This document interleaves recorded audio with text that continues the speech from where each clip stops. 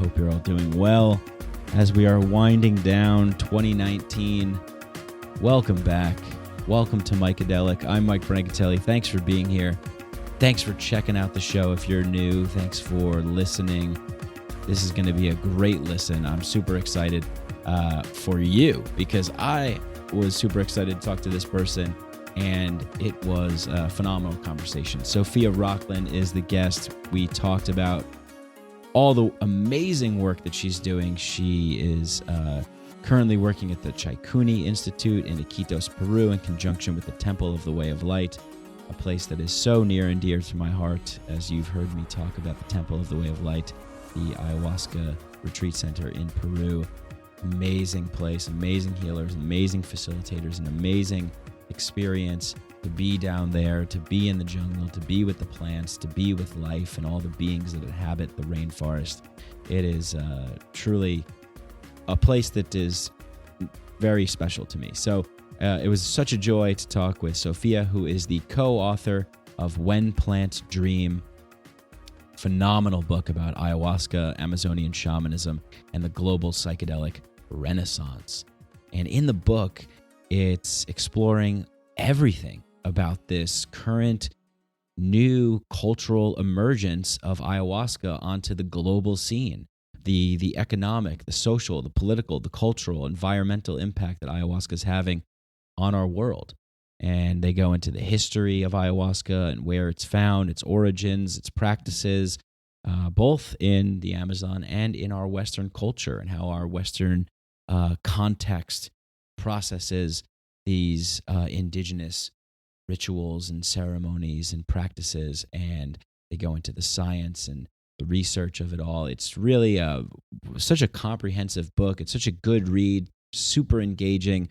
Please check it out. It's really fantastic. When Plants Dream is looking at the science and the expanding culture of ayahuasca from the historical use to now, to the West, to our time. And I can't recommend it enough. It's one of those books where I think I'll probably read it again, maybe 6 months from now or something, and probably pick up some more from it. But really, such a beautiful looking book, and just really, like I said, engaging and informative, just like hopefully this conversation will be for you, because it was for me. And it's one of those things where I think that, when we're podcasting, that usually what I do, just give you a little inside scoop as to how the podcasting goes down for me, is I'm interested in talking with someone. If they've wrote a book or they have some kind of work, I'll check it out, I'll read it, I'll look into it.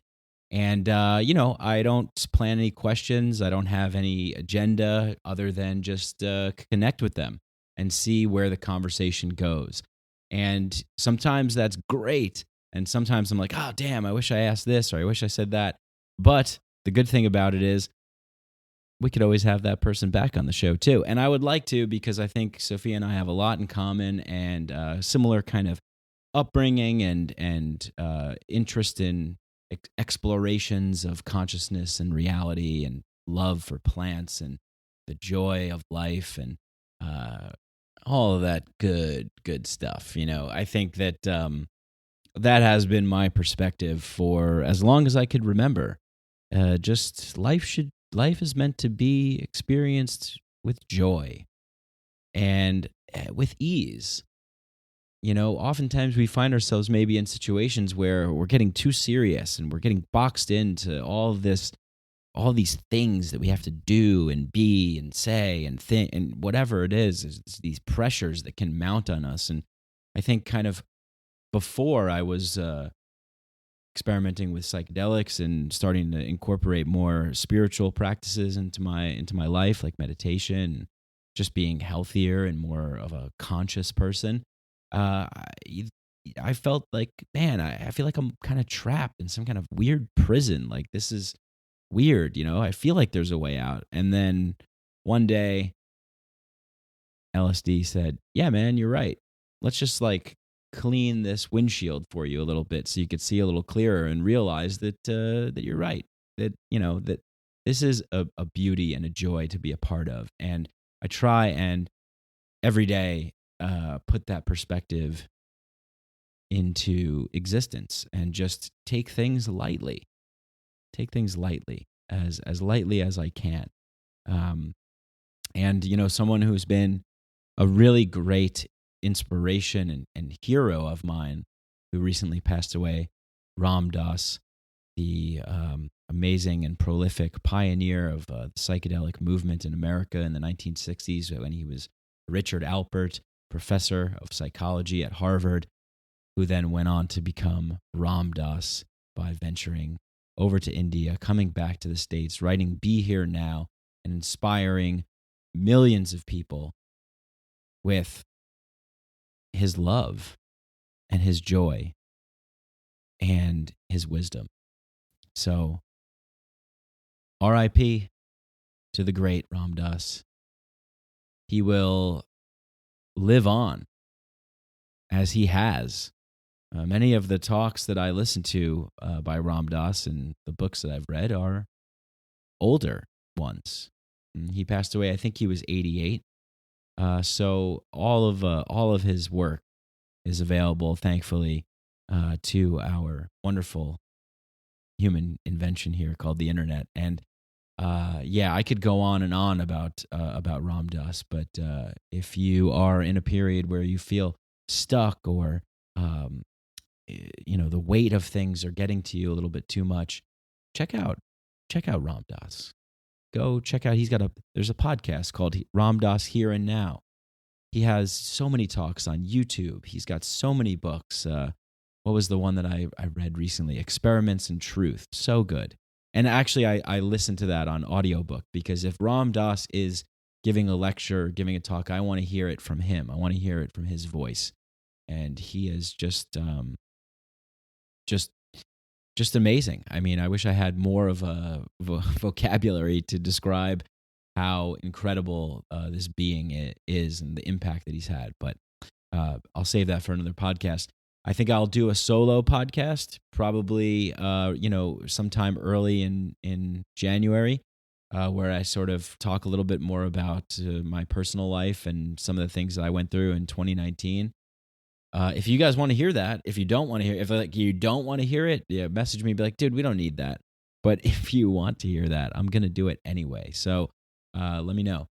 You know what to do if you love the show. Do the things that you do when you like things. You like things on the internet. What do? I don't know. Share it, like it, subscribe, download it, tell people about it, share it.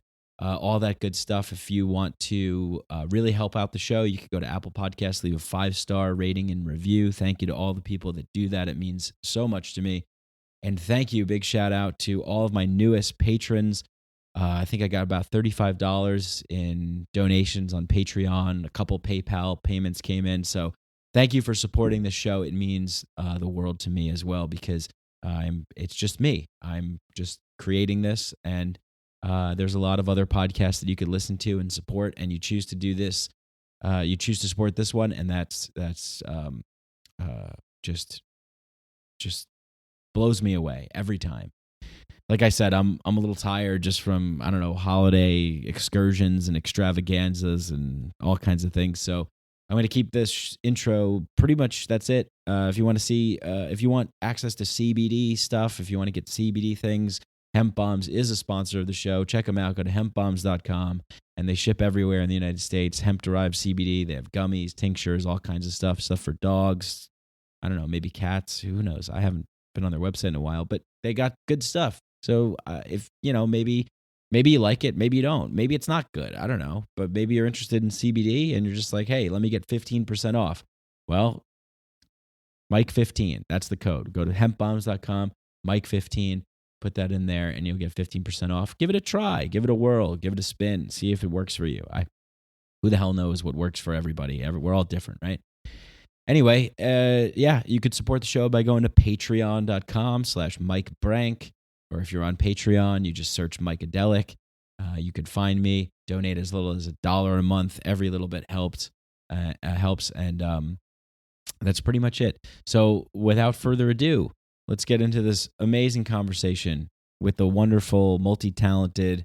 I should mention before I start saying that Sophia not only is going on tour giving talks for When Plants Dream, her book, When Plants Dream. She is also on tour with comedian Shane Moss, past guest of this show. Hope to get him on again too soon. And they are doing a tour called Head Talks. And you can find out all about that stuff in the links that I put in the show notes description. Click on it, check it out. If you're in a town or a city where they're doing the Head Talks tour, stand-up science and ayahuasca information and all kinds of things like that. It's that'd be really cool to go and check that out. So Head Talks on tour, When Plants Dream, Sophia, amazing, multi-talented, great conversation. Me, need a nap. You enjoy this podcast. Without further ado, Sophia Rokhlin, everyone. Psychedelics are illegal not because a loving government is concerned that you may jump out of a third-story window. Psychedelics are illegal because they dissolve opinion structures and culturally laid down models of behavior and information processing. They open to us the possibility that everything we know is wrong. We don't need new laws that control our consciousness and rigidly place it in a prison. Cognitive liberty. The fact that as adults, if we're not hurting anybody else, we should have the right to explore the contours of our own consciousness without any mediation or legislation on the part of somebody else. Reject authority. Authority is a lie. Or is it perception? Information is power, but we have to seize the opportunity. The opportunity.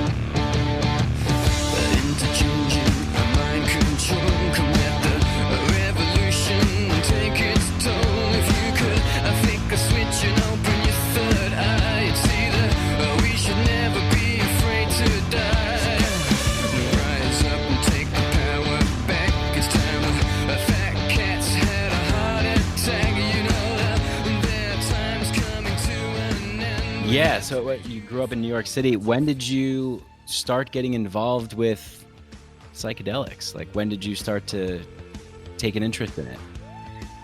So I started out with psychedelics in like mid high school at a particularly, I would say, angsty time in my development. I was convinced that school was a jail and I needed to get out of there, and it was like the concept of waking up and being in the same class every morning just really didn't. I'm not a routine kind of person. Yeah, me too. Yeah. Yeah, it's enough to squish a little jelly brain into a square. But I actually visited my high school recently and I did like a talk there, and it was very peaceful to like go back there and make peace with my people, my poor teachers.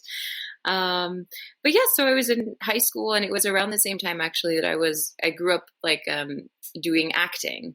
So film and TV and voiceover kind of things. And I loved it a lot. I did not like the industry. So I found myself as like a young little lady, already in a career that didn't feel right, that didn't feel like her own. But I loved that, process of personal transformation and seeing things from new dimensions and aspects. So I pretty naturally gravitated towards psychedelics. As soon as I heard about them, I was like, oh, baby, this is going to be. Were your parents in the arts? Nope, not at all. No, my mother's an accountant, and then my dad was in like lighting engineering kind of stuff. So not. So you expressed an interest for it, and they were like, go get it. Well, no, not at all. I mean, I think that now we have a very peaceful relationship, but it was definitely a lot of confusion and uncertainty and probably concern for me, because I was not doing what most of my peers were doing. Okay. I didn't even know, you couldn't even call it a path, but I was upset with life. I was, I was like a kid.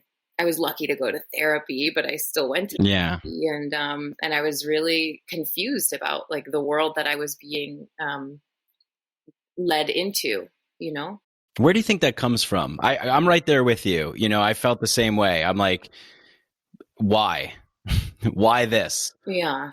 It's kind of a weird question, I guess, but I think any inkling? I mean, I was just thinking the other night I had a dream. Like I woke up remembering there were these two huge bulls, like bulls, like cow bulls.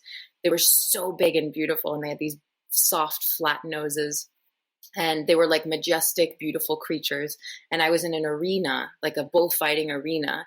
And suddenly I saw all of these little like men, with little funny hats on, just going and prodding the bulls. And I just remember in my body in that dream being like, why is culture like this? Why is it this? Like, why, if it could be utopia, why is it that?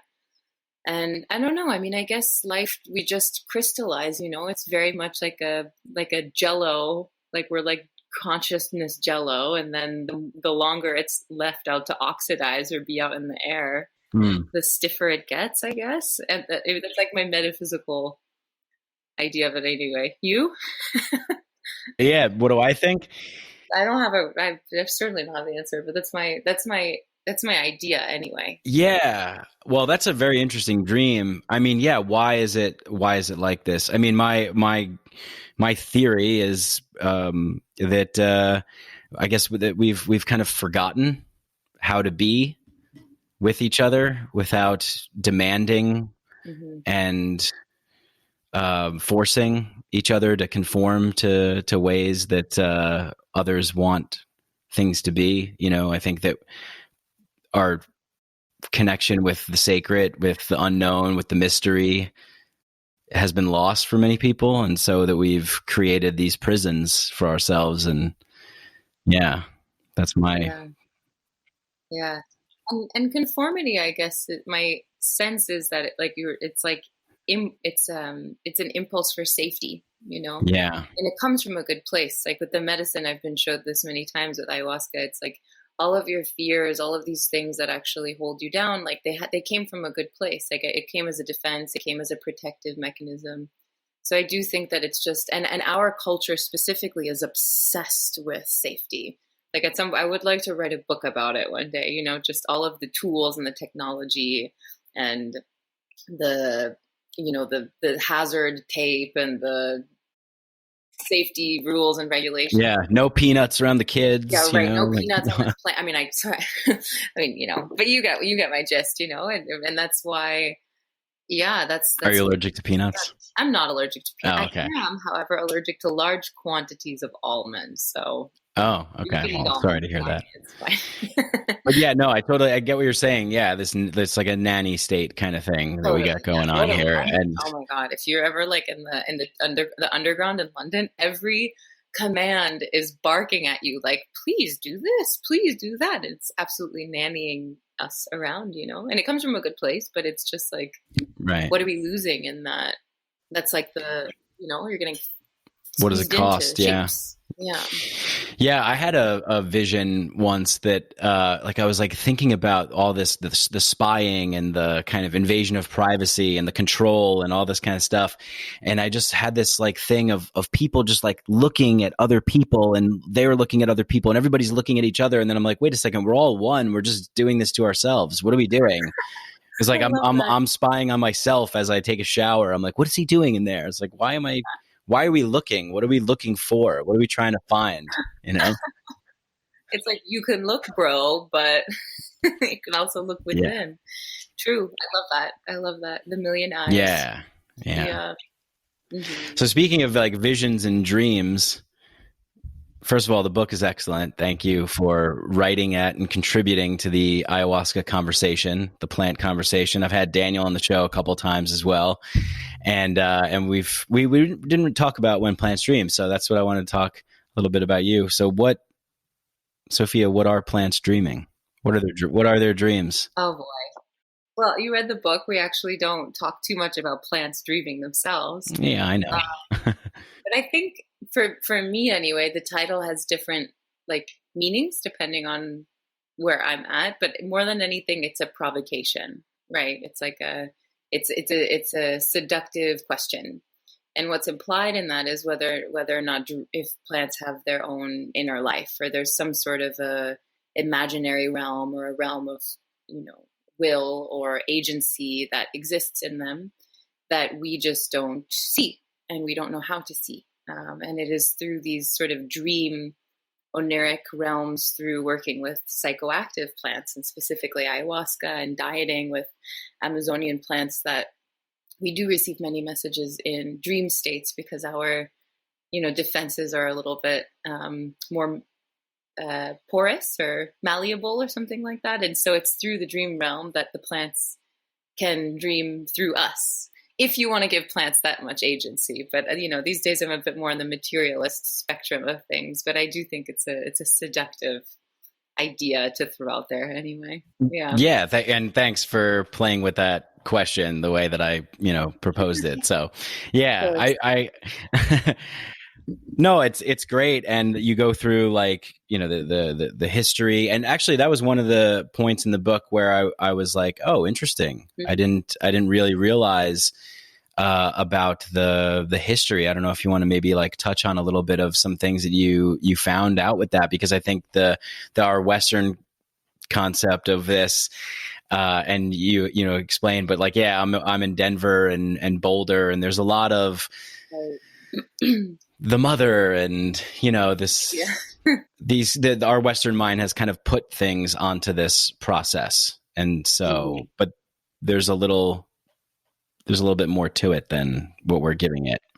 Yeah, so in the book we were writing, we were drawing upon a lot of existing anthropological fieldwork and research, some of which is less studied, which is very interesting, because I think in the book what we were trying to do was marry together the academic research together with the anecdotal cultural things together with the indigenous perspective. So see, what's actually in the middle of those three kind of, places. And yeah, I guess unlike what the media or what we may see at ecstatic dance party conversations or whatever, ayahuasca is actually a very ancient practice, but it's also constantly been in evolution. It's constantly been changing. Yeah. And there's a sort of a very easy or default mode that Westerners tend to slip into when it comes to looking at indigenous communities, which is thinking, they live in this, we call it a prelapsarian. So a pre-fall state, right? When it's this jungle Eden where people live in harmony with their nature and so on, and everything is perfect. But it presents a very static image of indigenous communities, when in reality, if you look at even the work of Graham Hancock or just talk to communities there, they'll tell you that there's actually been hundreds, if not thousands of years of very intentional cultivation and relationship with the land that has shaped the Amazon to be what it is today. And that's not excluding ayahuasca. So, if you say people, you read it in The Cosmic Serpent, even Narby's book, ayahuasca was used for 5,000 years.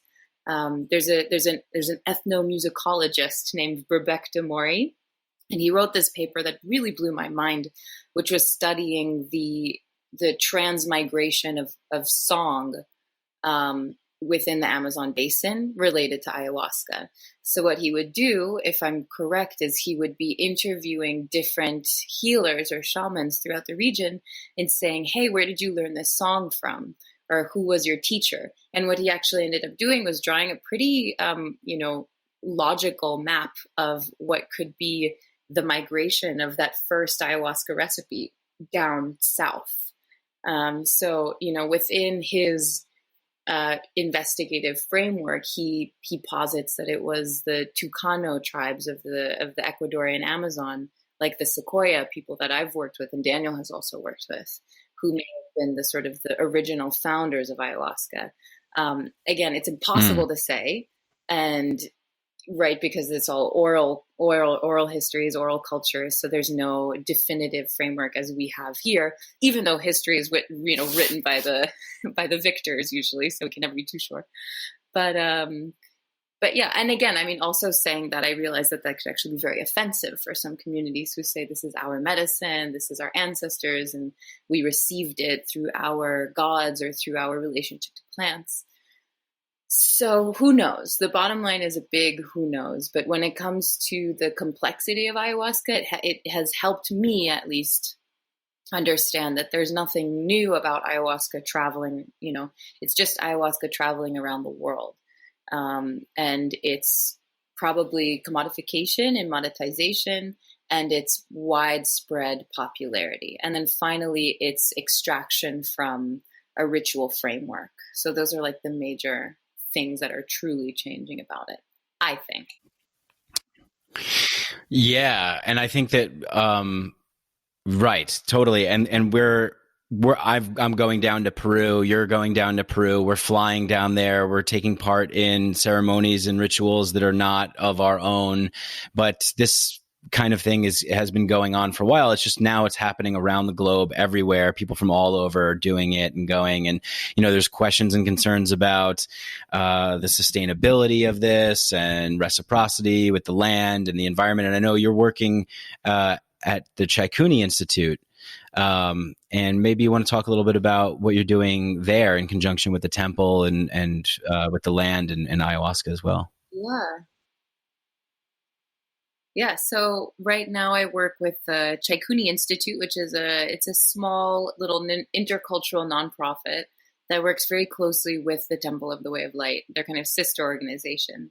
And so Shakuni focuses on 3 areas: intercultural education, human and nature rights, and then the area that I mostly focus on, which is permaculture, so permanent agriculture. It's probably quite familiar to your listeners, but and basically, I guess I'll how do I say, insert myself into it to explain why I work there. I worked with the medicine for 9-ish years, and I always had a vision of our personal healing having an effect on the earth as well, and it didn't just stop with us. And I noticed that there was a bit of, with all due respect, a kind of a navel gazing tendency of the new age community. My healing begins and ends with me.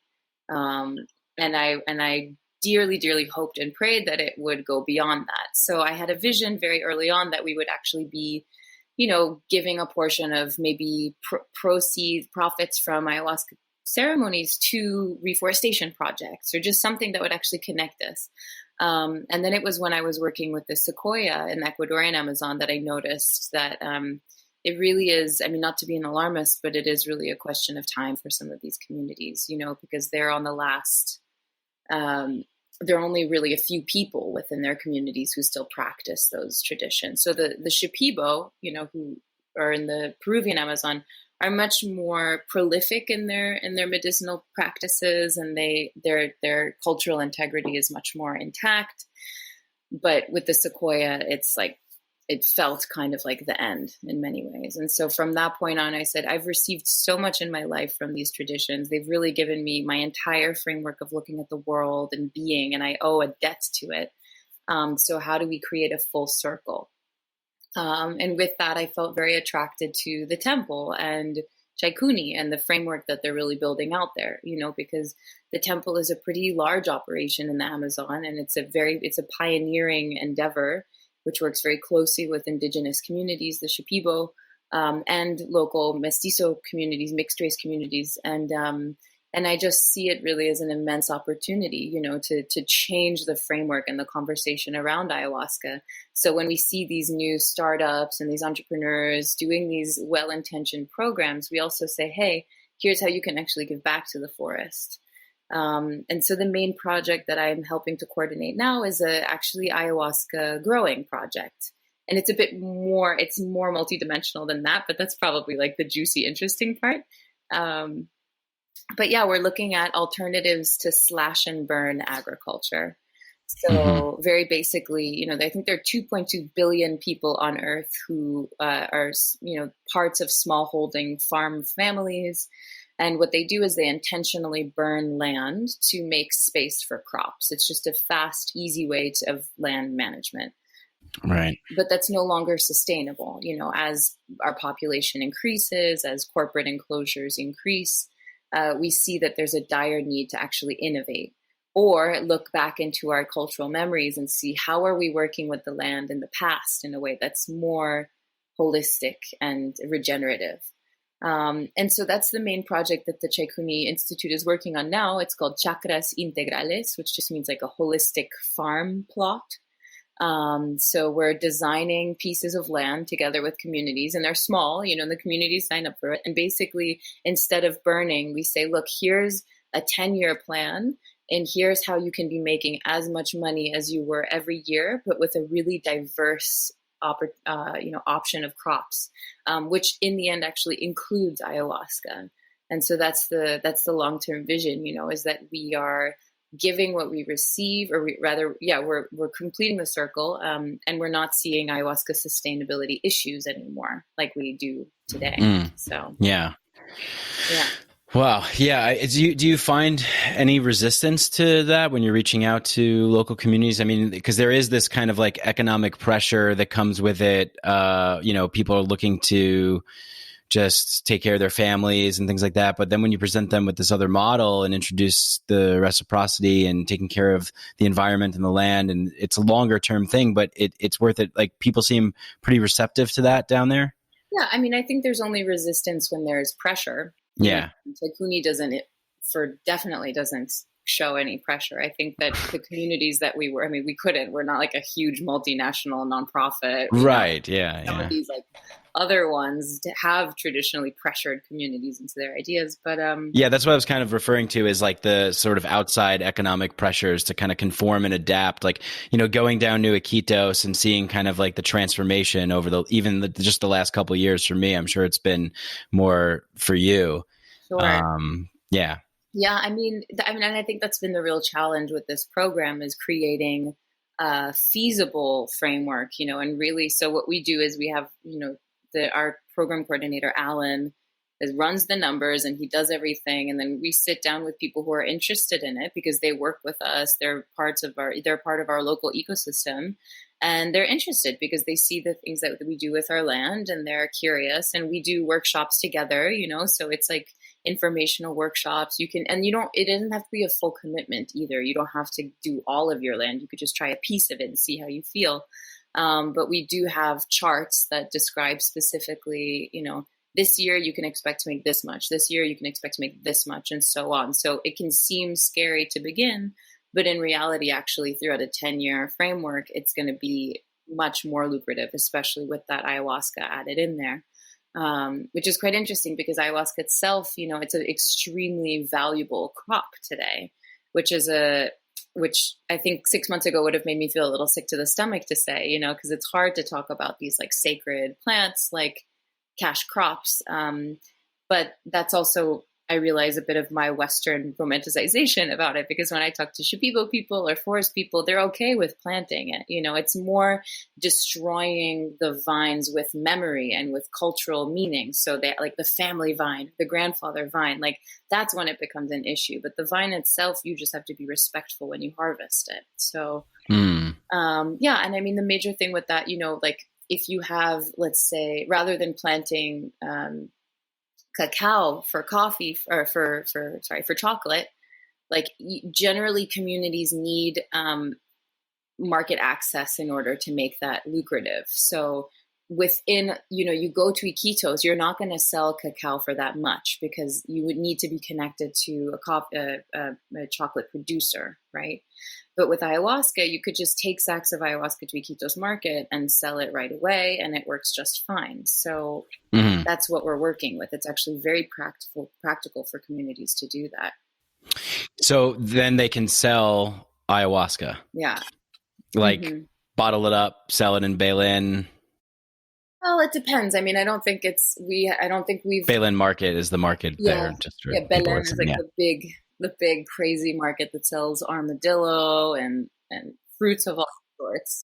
I mean, in terms of the actual preparation and stuff, that's very much up to communities, and they'll decide what they want to do with that. It's a very hands-off approach. It's not like we're saying we're holding people's hands going through the whole thing, but it's more that we'll offer them technical support and logistical support, but it's their life. They do what they want. And ultimately they know the ins and out of local economy better than, most people at Shakuni do. So yeah. And the main mission again is it's twofold. I mean, the ayahuasca is a dimension of it, but really what we see with this Chakra Integral program is something pretty amazing.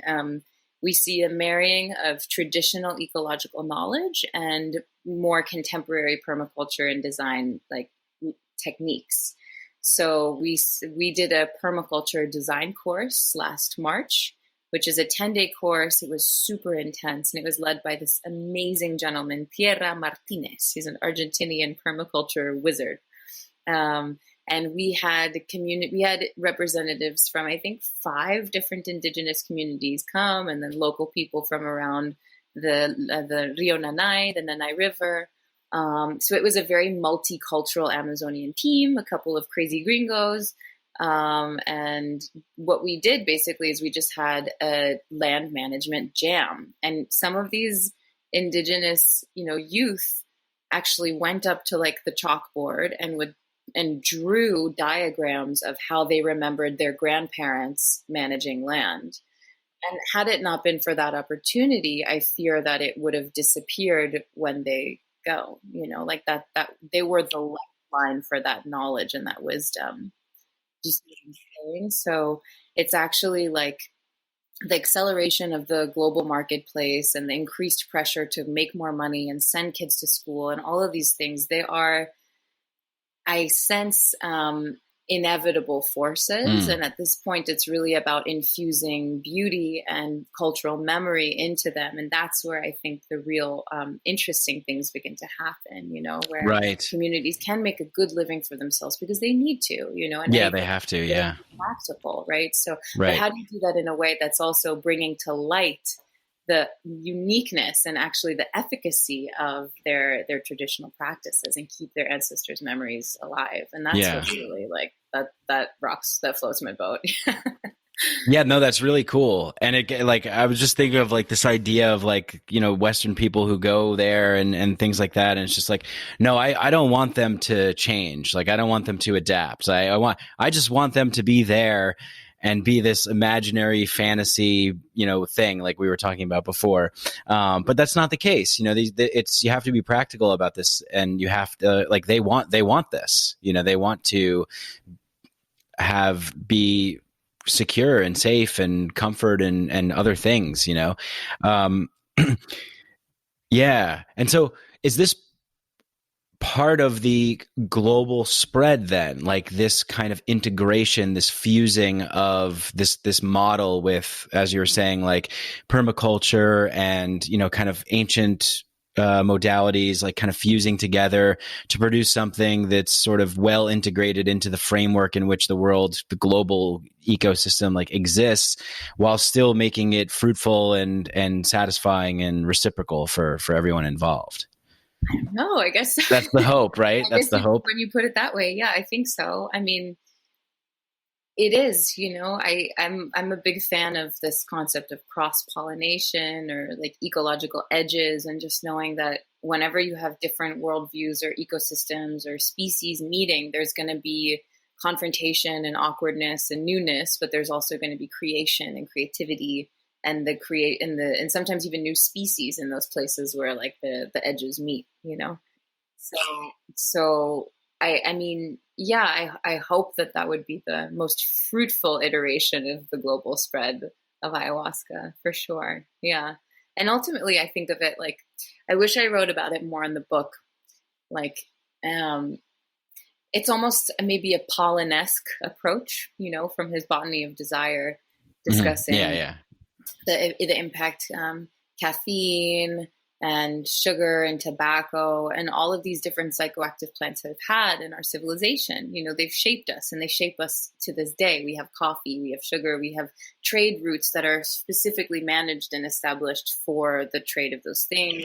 Yeah, cities developed for the pure purpose of being on those routes. Ken Tupper, he's a researcher that's written quite a bit about ayahuasca and public policy. And he's written some amazing papers, and one of which talks about actually the origins of finance starting in coffee houses, in English coffee houses, and it's almost interesting that there is this energy about coffee, this sort of caffeinated enthusiasm that would create these sort of schemes to, debt money and create these systems. So with that, looking at ayahuasca as one plant or plants in a succession of many different plants that have shaped our outlook and approach to life, can ayahuasca have a different framework? And can it be teaching us something through its properties, or what people would call its personalities? Can it be teaching us something different? And that's what I'm looking out for. That's what I'm kind of interested in seeing unravel in the coming years, hundreds of years. I don't know. You'll be around, right, to watch it. Yeah. We'll see. Yeah, maybe not right here, but So yeah, where do you fall in your compass of cosmology, mythology, interpretation of what is happening? So Sophia, what is reality? No, in terms of ayahuasca, actually, specifically, like, I think that there's many different interpretations, obviously, and you discussed this in the book too. But yeah, I'm interested in hearing maybe like kind of where you're at with that. So, like, what if there is a narrative about ayahuasca? What is it? Is that kind of I suppose not the narrative. Yeah. I get what you're saying. Yeah. Like, yeah. Yeah. I guess I would say so. I'll share my perspective, I guess, right? Like it's extremely cognitively challenging to swim in agnostic ambiguity, but that's sort of where I lay. I kind of I'm always dancing on the fringes of paradox and psychosis. Yeah. But I don't know. I feel it's necessary because I feel that there's every moment is new, every ceremony is new, every exchange and interaction is new. So there's just this like I'm trying to not necessarily throw an anchor down in any one area. I feel that could be a trap in thinking and motivations and actions and egos and all that stuff. So yeah, I guess where I want to frame the question is in terms of kind of like our Western scene and that sort of thing. And then kind of your experience and what your, insights are, like or thoughts. Yeah, I totally, I mean, I too swim in those waters of agnosticism. And I think especially since writing the book, I was even more in that, because you have to tell that story. You have to hold many perspectives at the same time and not give one story too much weight. So that's actually been a part of my practice in a way. It's almost that is my like spiritual practice, is the agnosticism around it, is not getting too attached to one story.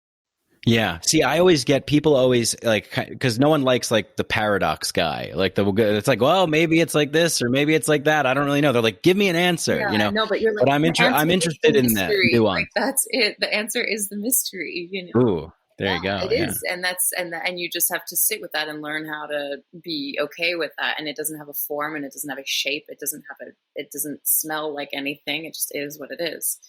And that's very hard for humans who are these little meaning-making machines, who are constantly attempting to derive a sense of like understanding from everything. But oh my God, yeah, we're unstoppable.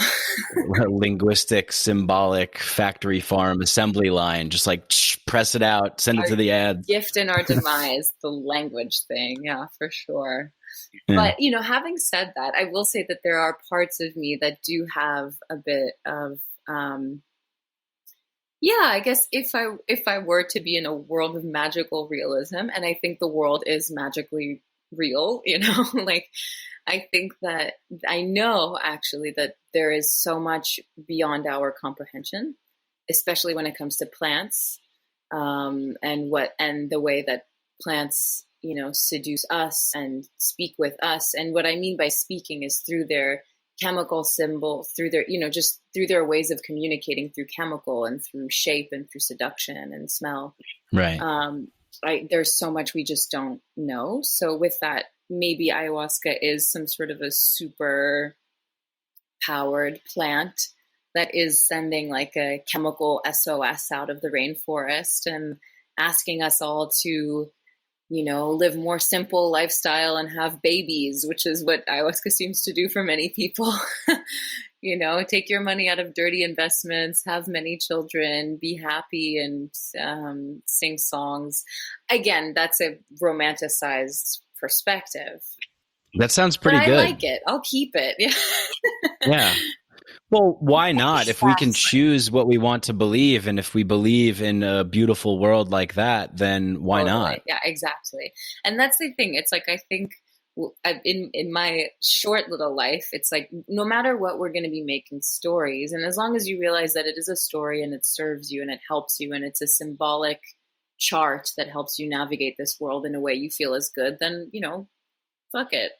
Same thing with like tarot, actually, and these tarot and divination techniques. Some people will hold a deck of tarot cards and they'll be like, I'm entering into the portal of the universe. And it's like, when I pull this card, that is my fate.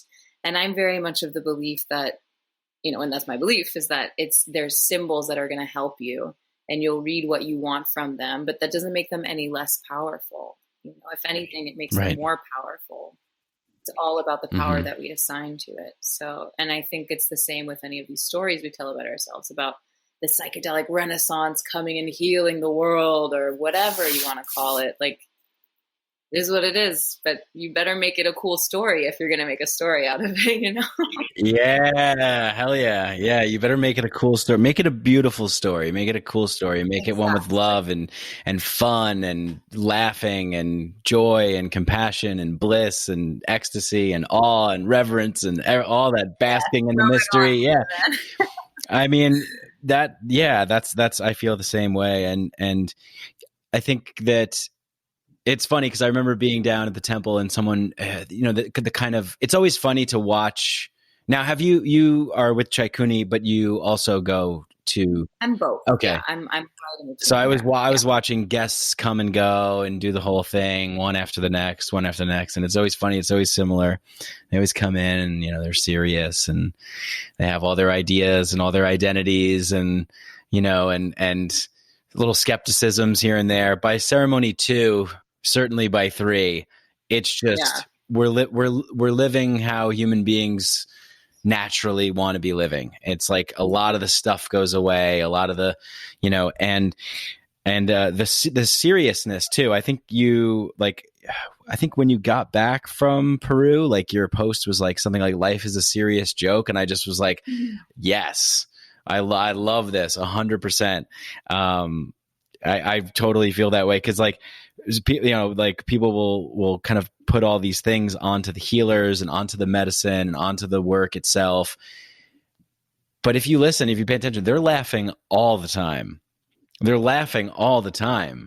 I mean, this is not, it's pretty crazy to be able to walk through life just like clinging on to everything with such seriousness, Anyway. Yeah, we're very good at it. Yeah. So what led you to that like insight? Did you have that before? Were you always that way? Did you seem to be kind of stuck in seriousness and then you had a realization, epiphany, something that blew your mind and you're like, oh, I get it. It seems to be the way it happens, right? They just keep bonking on top of your head and then you forget it and then you just sit under the same coconut tree, Yeah, I mean, I think all of those things. Like, I first heard "Life is a Serious Joke" from an elder, actually, in the Ecuadorian Amazon, and every time I hear it, I get it a little bit more. Like I hear it, and it's what I'm talking about. There are those little things, and you just kind of get totally that unlock them. The deeper that you understand it, yeah. And that's the thing. Yeah. I mean, it's like we're doing this intense, hard work, which is physically just brutal. You're going through your memories, but I think you just like the medicine, like, you're cooking and you're stewing and you're sitting in your tears and your barf or whatever. And it's like the only thing that will airlift you out of that catastrophe is laughter. Yeah. And that's like, it literally is like a lightness that just sweeps through your body and alleviates you and washes away all of that work, that hard work that you did, and if you can't laugh after, then you haven't, you still have work to do. And it's not to, I mean, I've, like you, I'm sure we've been put through the washing machines, pretty serious cycles with. The spiritual laundromat. Yeah. Yeah. It's like really rough there. And, I expect I'll go back there more than once, but you just gotta giggle at it. So yeah, I mean, and I think that's what I learned really from the people that I work with, you know, like the Shipibo healers there, like you were saying, it's just like that laughter and energy is just infectious. And the Ashaninka in Brazil, they'll also say like "so alegria" when they're done talking about sad things. You know, they'll say our leader was killed or our trees were cut down, but they finish those sentences with statements of like to happiness, you know, because that's the point. Like happy, if there is any point in all of this, to me, it's just happiness, and it's a good quality of life. And as long as we're thinking about anything else on that spectrum, like finding the right job or the right this, it's like the end point of that is that happiness. So that's a prayer that I'm learning to carry with me. And I found that it's been really positive in my life, actually. Just like it's infectious. It really is. Yeah. Yeah. It's so cool. I love it. I love being happy. It's great. You know? Yeah. And it really does change things too. You know, when you're showing up in that way, totally. There's such a lightness and an invitation to play as well, you know, to come out of your shell a little bit. It's okay. Totally. We're not going to bite. You can be happy, you know? Yeah. In anarchist philosophy, there's a guy named Simon Springer. He's an amazing academic, but I think I was reading some stuff he wrote about prefigurative politic. So it's basically this idea that you, rather than talking about, you know, a political goal out there or in a 10-year plan or whatever, you're doing it in that very moment. You are that, because the only way that you will be that is by being it. Oh, I love that. You know what I'm saying? And so that's what you want to look for in political leaders, what you want to look for in friends and bosses and whatever, people who aren't always going somewhere, but they just are that because that's where they will need to be. Right. And so I felt with just in my own brief time, and like 10 years now, like working in nonprofit space, like there's so much heaviness, there's blame, there's anger, there's shame, there's tons of it, you know, there's plenty to go around the moon, like over and over again.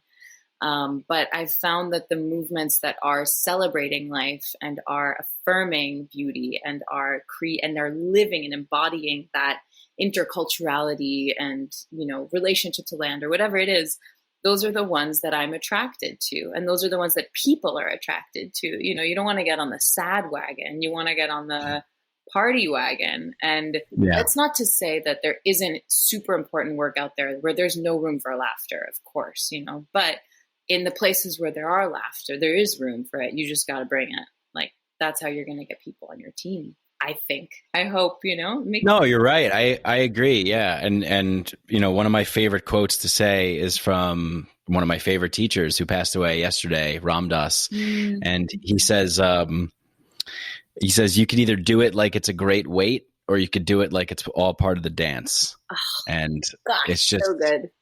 Yeah. It's just like, I love the idea of life as an eternal dance of infinite creation and endless explorations of joy. It feels that's what feels right for me. I love that. I'm writing that down. Yeah. I love that. Life is a dance. I mean, I acknowledge I'm at like a very happy moment in my life, but I sense it, you know, it's just like the medicine it's I don't know. Have you had periods of your life that have been really dark and unhappy? For sure. Yeah, for sure. And I think that's lead you to the medicine. Yeah, actually. I mean, like I mentioned, you know, earlier, like my adolescence was really dark, you know, and I had all of the things built out for me, but I was very depressed. I was on medication. I hated myself. I was like I was like the teenager, you know. You ever see the movie 13? I think I have. Yeah. It's basically the whole point is that they're just these teenagers who are like hell bent on being as bad as right. possible. Yeah. Taking all the drugs, kissing all the boys, you know, and that was me, you know, because I just was really, really convinced that this was not it. This wasn't life, and I saw I was getting older and older in it. And I was super panicked and freaked out, like a bird in a cage, right. You know, and And just to see now, and honestly, to be so grateful too for the context that we live in, like how lucky we are to be talking on a podcast about psychedelics and consciousness and just where we are as a civilization. There is a lot of darkness, but we are very free, you know, and we're more free than many civilizations have been in the past. And never to take that for granted, you know, and just to like fucking rock it out. For really. sure. Yeah. We could always go for more freedom. I'm down with that. But yeah. A little bit more. What's your favorite thing to talk about, Sophia? Probably stuff we're talking about now, I guess. Yeah, probably plants. You know, all things plants I like. I think I love listening to people who are really into whatever it is that they're into, actually. So if somebody studies like how to synthesize rubber out of whatever, like if they're super into it, I can have a conversation with them forever. It's more like their passion that really interests me. Or they could be like the lords of high finance, or I think almost everything with the exception of like animal torture, I would be extremely interested in learning about. But for me, it's not, yeah. And recently sciences, people who are scientists and just actually working with Shane Moss and going on tour with him. He has this show, Stand Up Science. And so just sitting in the car with him and like hearing him explaining all the things that he's learned from these scientists is like, wow, it's just such a fun way to jive with the world. Yeah, it's great to have a podcast because then you can have an excuse to learn all these things. Yeah. I'm always like in awe of podcasters because you're just like, okay, like this is my jam. I'm just going to interview the people I want to, do the thing and just deepen my own knowledge. I guess that's why you do totally. it. I just I love learning. So I'm always curious about different things. And I like, just having good conversations. That seems to be something that really stimulates me as well. But yeah, I guess I was like referring to like, within this scope of, plant medicine, but you kind of, you answered it. You're into like mastery. Like you like people that are like mastering things. And I guess you put it that way. Yeah. People. Mm-hmm. Yeah. Just like love and affection for like the perceptions, the worlds that we don't see, Yeah. Shane and I recently interviewed people at the Fort Worth Zoo in Texas. And so we got to hang out with these people who are like the top of their line at, animal nutrition or doing acupuncture on snakes or something. And it's like, I mean, never in my day-to-day life would I really talk about it, but just being in that, and I'm like, wow, that's your world. Like, rock on, you're just living it and like loving it, and you do you, like anything that's not too homogenous, like, but really gets into the nitty gritty and like the innovative edge of life. That's what really. Yeah. I like that a lot too. I feel like it's just so fascinating to me that there's so many worlds. There's so many worlds. There's so many eyes peering through these meat bags that are involved in, these intricate things that would never come into my like reality tunnel, my perception. And then when I find out about it, I'm always blown away. And I'm like, wow, I want to like take a vacation in your mind, just live like your world for a little bit. It's so fascinating. Yeah. Yeah. Not for too long. A couple hours. Maybe, but yeah. And that's again, like where psychedelics come in too. It's like for that little moment, you're like, oh, that's this world or that's that world. Daniel wrote it best. And I think it was in Breaking Open the Head. He made this analogy to, tuning into psychedelics like a radio station, like you take these different substances and they're like these different energetic frequencies that you get on and you're like, this is jazz. This is damn. Is that where I've been getting it from? I've been saying that for like the last like 3 years. I haven't been crediting him. I'm sorry, Daniel. I mean, who knows where he got it from, but that to me is one of my favorite things. It's like just turning the dial on that radio station and tuning in. Yeah. I love it. What are you up to now? Like what you're doing a lot. You're doing head talks with Shane. Yep. You're doing stuff for the book, I'm sure, going around giving talks and stuff. And those two can happen together, which is great. Which is a nice synergy. Yeah. Yeah. And so what are you doing with talk to me a little bit about the head talks? How's that working? Like Shane's doing stand up and you're kind of talking about plants? Yeah, that's pretty much it. I mean, so Cool. I guess it's let's see. So Head Talks is Shane's new show, which is combining psychedelics, science, and comedy, stand-up. So Shane has been now like a stand-up comedian communicating science for many years, and he's also been communicating about psychedelics. So his vision was really to create a science show about psychedelics. So not so much about just, tripping, but actually the research and the culture and the innovation that comes out of psychedelic research. And so it just happened to be at this super fortuitous moment where I was just publishing the book, and, I could have done a book tour, but there's nothing cooler than getting up on stage in the middle of wherever and just talking Shane does this set for like 20 minutes. And then I go on and I give a short lecture about, just pretty solid lecture about the global spread of ayahuasca. And it's basically aimed towards a lay audience. So somebody who's never heard of ayahuasca can learn something.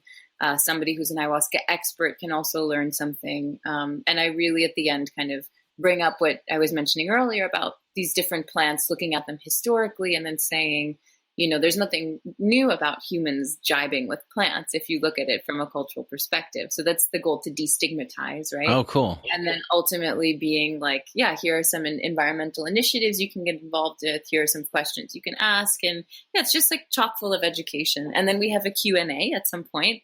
And those have been the bomb. Like, people are so engaged. They're asking such good questions.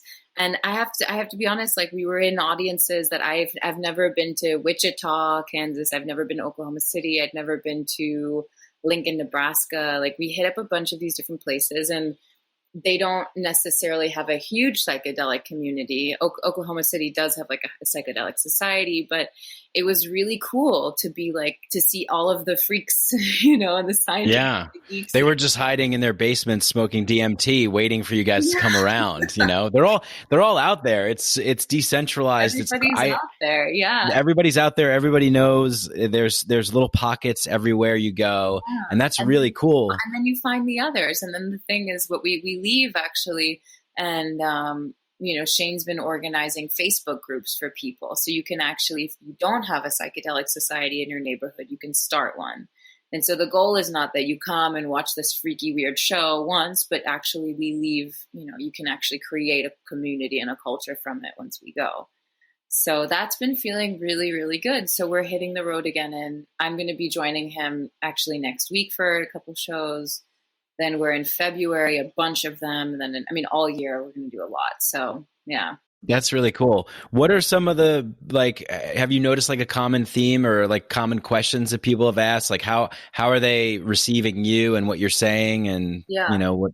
So surprisingly, because I thought it was maybe like a niche subject, and I guess it's probably because of the way that I say it, a lot of people ask questions specifically about ayahuasca, like,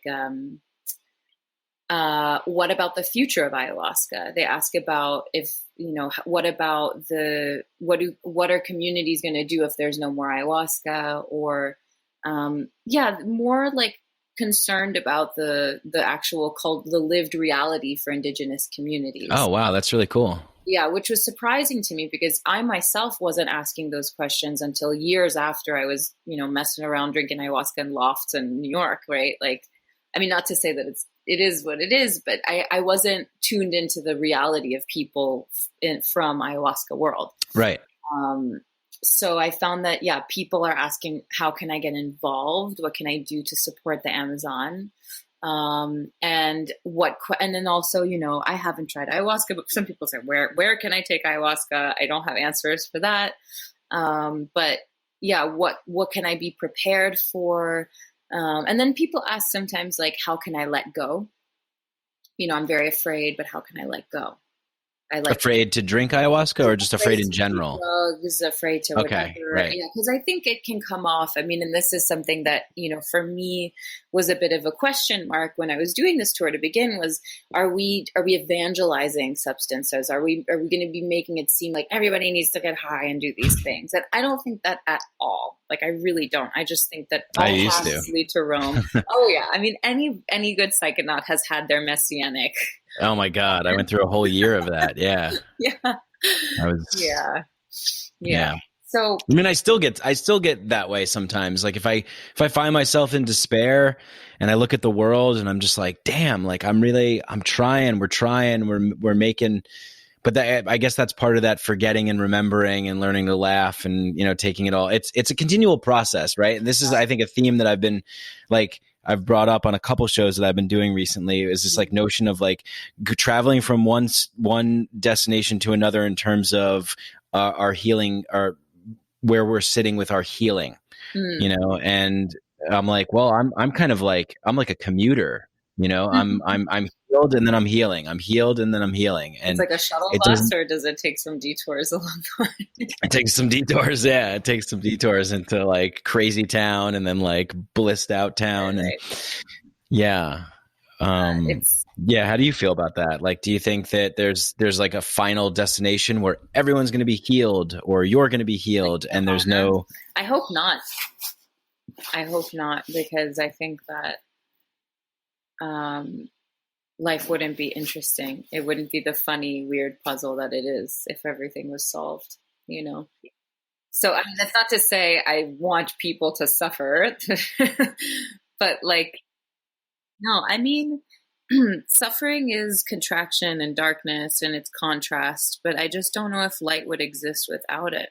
Right. Like, so I think if anything, you know, it wouldn't necessarily be that we are all healed, but that we are better at healing. Yeah. Life hurts and life is suffering, as some wise people once said, you know? So like, it's, what you do see is, you know, there's suffering in all communities, but it's really those communities that don't have the spiritual technologies and the wisdom really to cope with it and to transmute it and to diffuse it. Those are the ones that suffer more. Like ours. Okay, cool. Yeah. This is kind of cycling back to where we were starting, where you were asking me what I think is the problem with like the culture and everything. And I think that, yeah. So that's part of my hope for the psychedelic renaissance or the global spread of ayahuasca or these things, is getting people access to connection with something sacred, something transcendental, mystical. Yeah, totally. Yeah. Like maybe we can invite people to remember a little bit more beauty and decrease a little bit of suffering. Yeah, exactly. And even that, like, and having that be rooted in very practical action, you know, basic things like prioritizing community and communication and isolation when needed, and fasting and contemplation, and these basic things that these communities that we work with know are tried and true and work for diffusing pain and growing. And they're things that we don't value. At least I'm speaking for we, you know, but like Westerners, we're not really good at. Right. We like comfort, unhealthy amounts of comfort to a certain extent, but you know, the best magic sometimes grows out of shit. Yeah. So. Oh yeah, baby. Or even, and that's not even in Amazonian communities. It's like in Jewish communities too. You know, there's this, I mean, I don't remember exactly how it goes, but they're in, you know, if you're sitting Shiva, or if you're observing death, they're in the morning rituals. You can lean down on a bench, or you can be closer to the ground, just because it just feels better when you're mourning to be closer to the earth. You're crouching down versus standing up. Like, you don't want to stand and cry. If you're really broken inside, you want to create a space to sit down and cry. And so they've like built that into the morning framework. Or also tearing cloths. There's this ritual also of tearing a sheet or a piece of cloth as you're grieving, because there's something about that gesture that like emulates or releases grief and pain, you know? And so, I mean, there are millions of like tips and tricks like this that we have. Life hacks, how to grieve in 10 seconds or less for your dead mom. Yeah. It's like, but really, you know, like, what the heck? I think you just hit the nail right on the head. Yeah. That's it. Like stuff like that. Ritual, you know? Ceremony. Like totally. This is a symbolic, you know, actions and motifs and believing in a colorful and animated mythology and cosmology for our times, for now. I think that's something that we're deeply lacking, right? And I love that you brought up the close to the ground thing. I've been reading a lot of this author Charles Eisenstein's work, and one of the things that he was talking about is we're always looking for high vibrations and getting higher. He's like, well, what about lower? Like, does a rock not have as much sacredness as a star? Like, does the earth, so it's like, getting back to this grounded kind of earthly energy. We always want to be up there and above it all, right? And I love that. Yeah. So wise, Charles. Yeah. And I was also just thinking too, like in terms of at least speaking for myself and some others, like our great grief right now, which is the earth, which is what's happening to the earth right now with extraction and pollution at the scale that we see it at. It is looking at the rocks and looking at the canyons and the rivers and these low places that have been forgotten and tarnished, and to have the right, like Eisenstein saying, like the sight to see that these places are just as sacred as the stars in the heavens, and to have that much respect for them, and then to have rituals and prayer to actually relate to those places. That's like pretty powerful stuff. Yeah. Do you think that more people since Christianity has kind of declined in the West, at least in America, like we're not really a Christian nation anymore. And what are we? I don't know. I mean, Joseph Campbell says that the world is a wasteland because we have no unifying mythology anymore. But do you think that maybe we're kind of maybe enough of us kind of getting together and doing these practices and in our ways and having experiences that lead us to, I think the power of experience leads us to really internalize and embody the sense of feeling that makes us choose to believe or not believe in that feeling, so that we could take a step in a direction to take more action into a world that manifests that feeling, And so it's like, maybe we're moving more into an animistic world, or a world that we could paint more with life. Are you hopeful for that? Do you think that that's, yeah. So I mean, there's the Pew Forum on Religious Studies. It's like a large statistics bureau. I think they were the ones who coined this term SBNR, which means spiritual but not religious. Oh yeah, I see that. Oh yeah, that's on like Tinder and stuff too. Is it really cool? I think so. Yeah, like they have spiritual but not religious is like everywhere. I see that as like an option everywhere. Yeah. Yeah, and that. I mean, that describes me. It probably describes you. I guess it's this idea that we're moving beyond the frameworks or the dogma of religion, or the constricting sort of institutions that in religion, operates within, and now kind of picking the little pieces that we want and weaving a different world that makes sense for us. I had a professor of religious studies, and she once said something, I think she said it like, religion is not Chex Mix. Like, you can't just take out the pieces that you like and leave the pieces that you want. And I kind of think it is a bit like Chex Mix, actually. Like, you can take the whole, you have the bag of everything, and you just take pieces that make sense for you, And I do know what you mean. And then I'll hear people say like, yeah, it's all like humans' fault. It's all our fault because it's our interpretation. And like, it's like, yeah, I see that, but I'm not one of these like anti-human people that are like, well, if the humans just got off the planet, then the planet would be good, or like whatever. But yeah, it is what we do with it and how we use it. Cause I think all religion is trying to communicate the same message. Mm-hmm. Or a similar message. I mean, it's just like different flavors, different genres.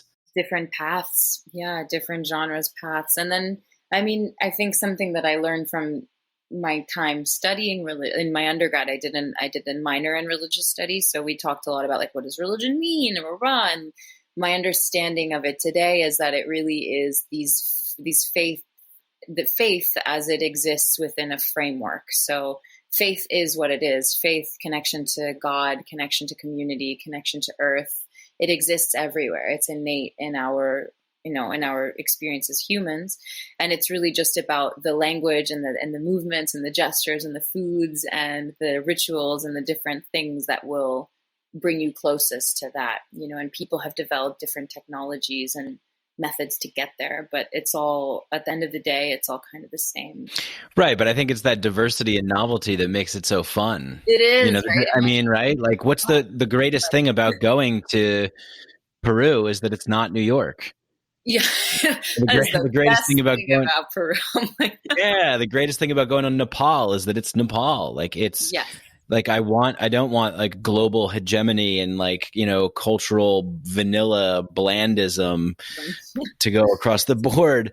It seems like a lot of the powers that be sort of want that, but yeah. Yeah. I mean, then we can get into finance and like how, a global financial system can homogenize. I mean, and that's the interesting thing when it comes to like the global spread of ayahuasca and quote unquote ayahuasca tourism. I have received pushback, and I myself have felt it before, where like when we talk about intercultural education and these stuff, like there are power structures that exist where like a white person from a wealthy background or from a privileged country or whatever it's going to be is like, they're going to necessarily have a power dynamic in a community, and eventually it will support the homogenization of that community or the Western fetishization of that community. I don't think it's that simple, but it is interesting to bring up. And that's something that we work with, is that, again, it's like the pollination is going to happen. The globalization is already happening. So how do we support communities in maintaining their own cultural integrity without like vanillaizing it, as you said? And that's where things get very interesting, but that's imperceptible. And I don't think that that's something that can be consciously manipulated either, Yeah. Yeah. So I love where you talk about neo-shamanism and in the book and that sort of thing. And I was wondering, like, one of the thoughts that I've had recently, we could talk about like appropriation and all that kind of stuff. But like one of the thoughts that I had recently was, and I guess it's getting back to this Campbellian kind of thing about creating our own myths for our time and for our people and for our place, in this location. Mm-hmm. And it's tricky because there's a lot of judgment and there's a lot of, it's like, no, you have to, the sacred is there. It's protected with the indigenous. They've been practicing it for thousands of years. They have a system, they have a way, don't deviate from that way.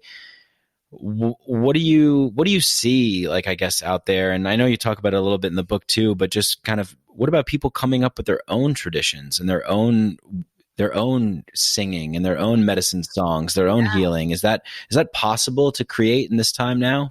I think so. I think at the end of it, like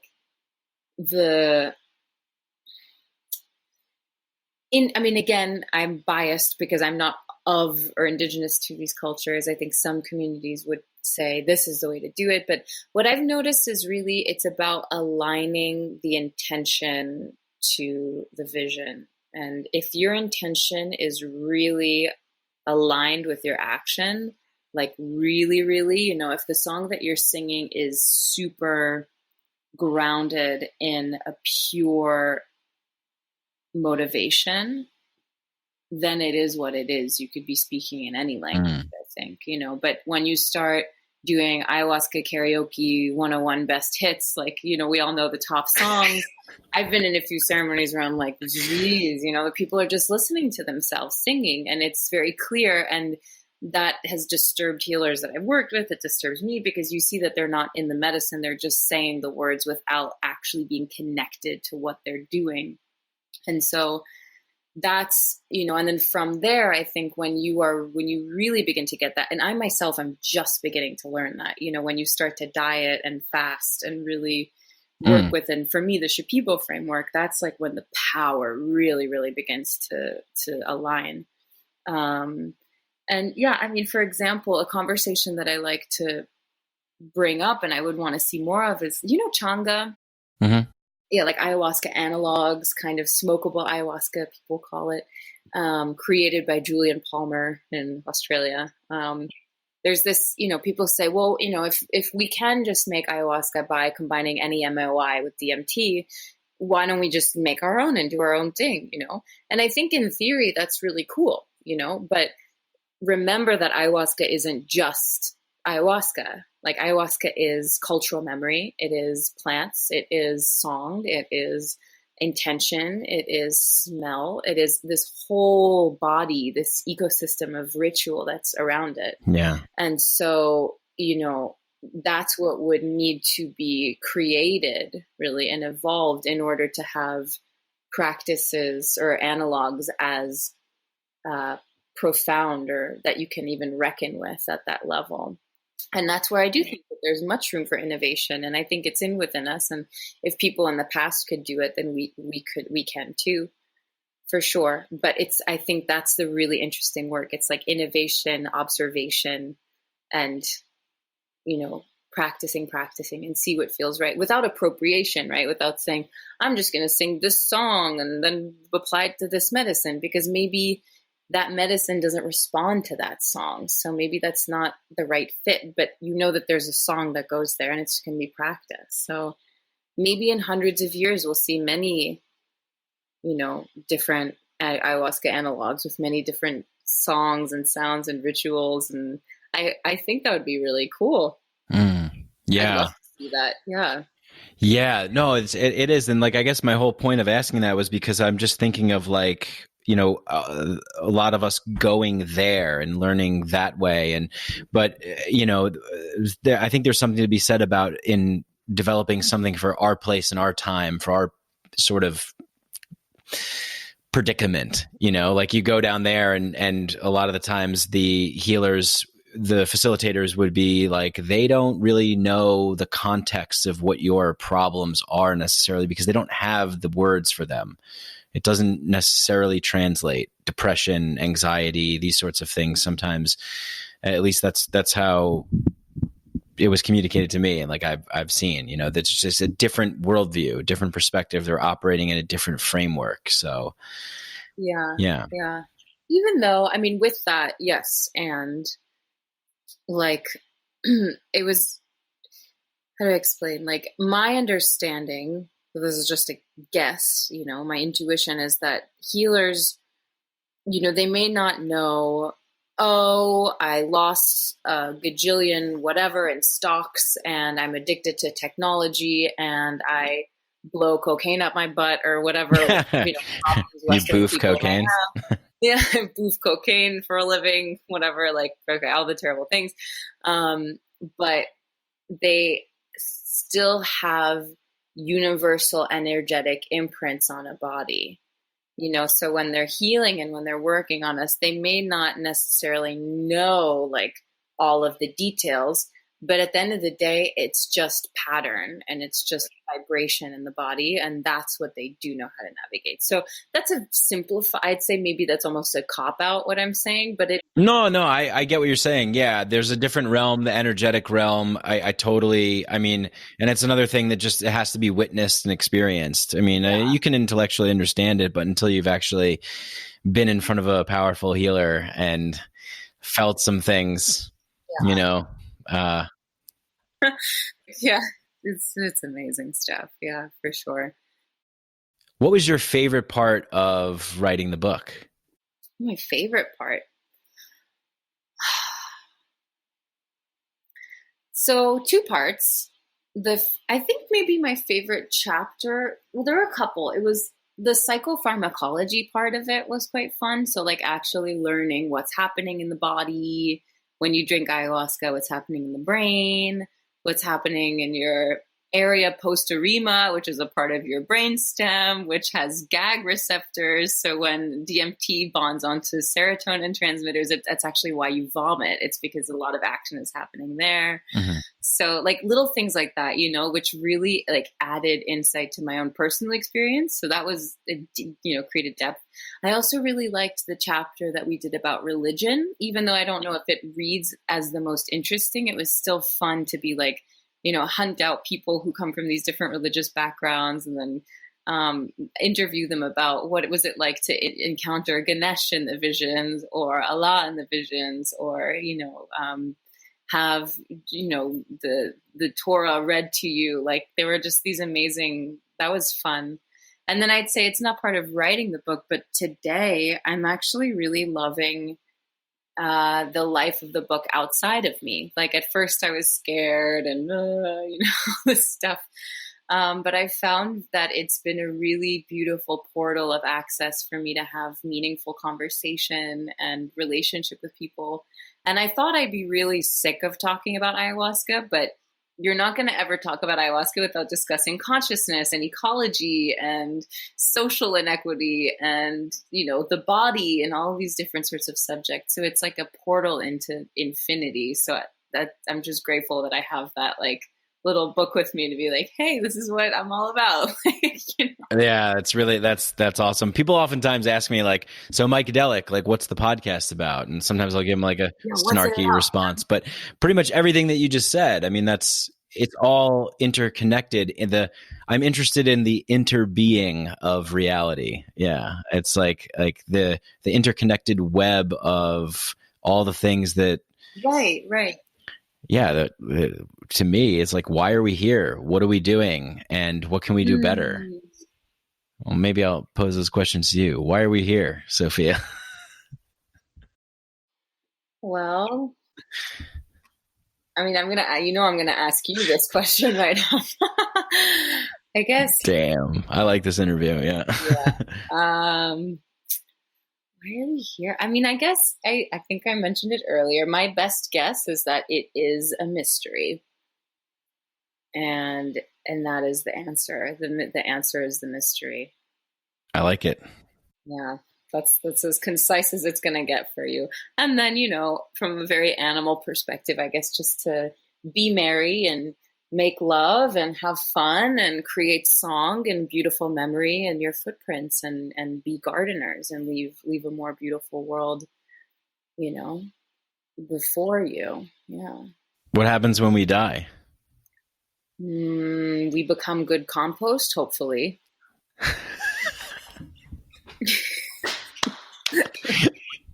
All right. I love it. What does consciousness mean to you?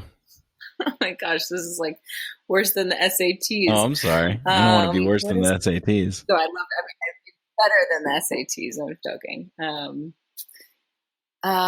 What does consciousness mean to me, or what is consciousness? Maybe I'll rephrase it as, how does consciousness feel to you? So, to quote David Chalmers, who's Chalmers, he's I do, yeah. And I think he was working a lot in the 80s. I'm still working today.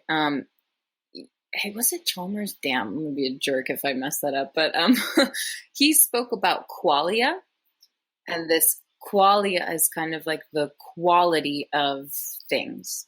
So, for example, the feeling of yellow, or the smell of a cigarette, or the redness of an apple, or the shine of a diamond. Like, these are all material things, and yet when we perceive them through this human constellation of sense, we have that qualia feeling. It's just like, I could never explain it in words, actually. It just is, And that to me is something about consciousness. It's like, you can have a computer, you could have an artificial intelligence that can have, this is yellow, this is a shine, this is a this is a that. But then to have that like symphony of experience that comes with interacting with those things, like, that's consciousness to me. That's being alive. That's the human experience anyway. Can you think of a particular symphony of experience right now that has been with you for a long time in your life that you can go back to and really indulge in and say, oh yeah? What a fun question. So like something that goes back a while, like that left a deep imprint? Something maybe that's left a good imprint on you that you can even remember from time to time and be grateful for. It's the symphony of experience kind of thing. Yeah. Yeah. I have a few, but they're kind of doing the same thing. So like in my life, I'll find myself on a hill, like hiking or alone or whatever, I'm walking. And if I'm on a hill or on a mountain, I'll just sit and just look out. So for example, I'm remembering I was in India and I was sitting on a hill, and it wasn't a very special hill, like, whatever. But I just remember there was the sunset, and I just remember at that moment feeling so radically present. Like the wind was there, the little ferns were rustling in the wind, and I could just feel the food in my belly, and everything was alive and present. And I know that moment's going to exist for me forever. And it was just me being with everything. It was like that little glimpse into eternity, and that for me was like, yep, this is consciousness. Yeah, like the cosmic janitor left like the curtain open for you, and and you were just like, hey, this is pretty cool. Peekaboo. Yeah, peekaboo for a second. And then he's like, BRB, gotta lock that up again. Gotta lock up now. Yeah. Yeah. Hopefully awesome. You have a forgetful janitor who leaves it open for you. Yeah, I've experienced quite a few. Yeah. Yeah. Nice. Well, thank you for being here and doing this. Yeah. So close to the, thank you. I don't know, during this holiday time, I guess. There's a little dose of existentialist philosophy right before. I'm eternally grateful for this, especially today, because I was just with my family and extended family having like a lunch, and people are talking about like taxes and insurance, and I'm just like, I gotta talk to. So, Mike, what are you going to talk about today? Yeah, I want to talk about consciousness and cosmic janitors. Cosmic janitor kids, yeah. Well, yeah, it was really lovely. Thank you so much. Yeah, thank you. I would definitely like to do it again. If you're in Denver, let me know. If you're in Denver with Shane, like let's get together and do something. That would be really cool. Yeah. Maybe you could show us around town. There's like, I'd love to, I just want to hang out in Denver for a while. It seems like a great place to be. It's so great. I mean, I'm loving it. Yeah, it's just really great. And there's so much psychedelicness and coolness happening. Cool. Yeah. And I'm going to be doing some more cool things too. I'm going to be doing some live shows myself. Really? Yeah, in 2020. So can you spill the beans, or are you going to? Yeah, I'm gonna. I can spill the beans. It's basically what I'm working on is something called like mind jams. So I'm just getting like a group of people together to just riff for like a couple hours on everything. Amazing. Yeah. Live audience. Yeah. Recorded podcast. Yeah. So it's so fun. Congratulations. Yeah. Thanks. Yeah. I'll look out for it. Yeah. Look out for it. Check it out. Cool. That's awesome. Okay, cool. Oh, before we leave, just to, I guess, tell people, when plants dream, they can get that. Head Talks, like anywhere they should like go, or I mean, I'm sure everyone knows how to use Google. They could just Google your name, but anywhere where you'd like to direct them, follow you, anything like that. Yeah. So, I mean, I'm on tour right now with Shane Moss. We're doing Head Talks. You can just look up shanemoss.com. We have a bunch of dates and description of the show. When Plants Dream, you can get it at any major bookseller, although I recommend supporting small bookshops and booksellers. And then, you can go on my website, sophiarokhlin.com, and then I write a monthly newsletter full of little bits and baubles about podcasts I do and where I'm at, but also just like it's like a love letter to plants. So you can sign up for that and stay tuned. Yeah. Awesome. Thank you so much, Sophia. Yeah. And thank you all for listening. Till next time, peace. Hey, I hope you guys enjoyed that conversation as much as I did. If you did, go and leave a 5-star rating on Apple Podcasts. You can leave a 5-star rating and a review if you feel like writing something. That would be great. It helps the show a lot. Helps us bump us up in the Apple algorithm, get the podcast exposed to more people. So if you like the show, go ahead and do that. If you want to go a step further, go to patreon.com/Mike Brank. You can donate, become a patron, be a part of the Micadelic Inner Sanctum WhatsApp chat group of people chatting and connecting all around the world. We're finding the others, bringing them together, creating community.